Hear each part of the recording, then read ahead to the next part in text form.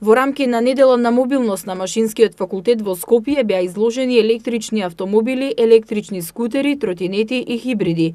Организацијата на електрични возила од Македонија секоја година одржува едукативни часови за ученици од основни и средни училишта.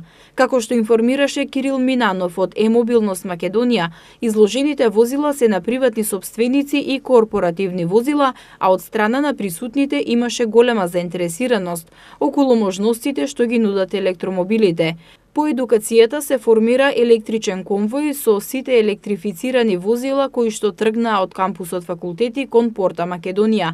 Ревијалното возење беше околу 20 на минути и представуваше атракција на скопските улици. Од Е-мобилност Македонија истакнаа дека ова се прави како едукација за млади и секоја година има се поголем интерес. А голем интерес во Македонија има и за возење хибриди. За хибриди веќе е јасно дека се возат доста и продажбата слушаме од представништвото дека се продаваат, значи не ги знам точните бројки, меѓутоа тоа се значаен број на возила веќе. А технологијата е тука и тоа е тој така наречен меѓу чекор до таа иднина од електрични возила.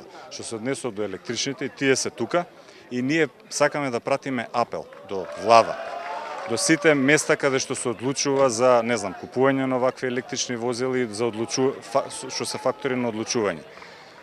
Се што е давачка, значи од акциза, ДДВ, бесплатни, значи регистрации, паркинзи, патарини, значи веќе тоа да почне да живее, значи да се даде еден период од неколку години каде што луѓето ќе имаат мотив да купат електричното возило, дополнително што е електричната енергија е скоро 10 пати поевтина за иста километража со моторот овие алтернативни на патишта што се.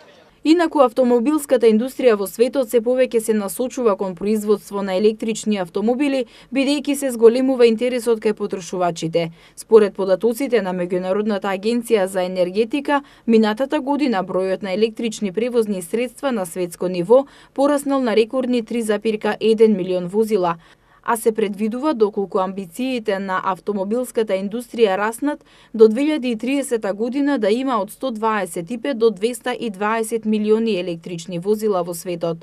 Во Европа, минатата година најголема продажба на електромобили имаше во Германија. Во Македонија, според нецелосните податоци, од вкупно 1755 од продадените нови возила за првите 6 месеци од годината, 3 се електромобили, а 27 хибриди. Најголемата продажба на сите видови автомобили е во Скопје. До сега се поставени околу 5 полначи за електромобили на јавните паркинзи, но надлежните најавуваат дека во следниот период ќе бидат поставени 17 полначи на различни локации низ градот.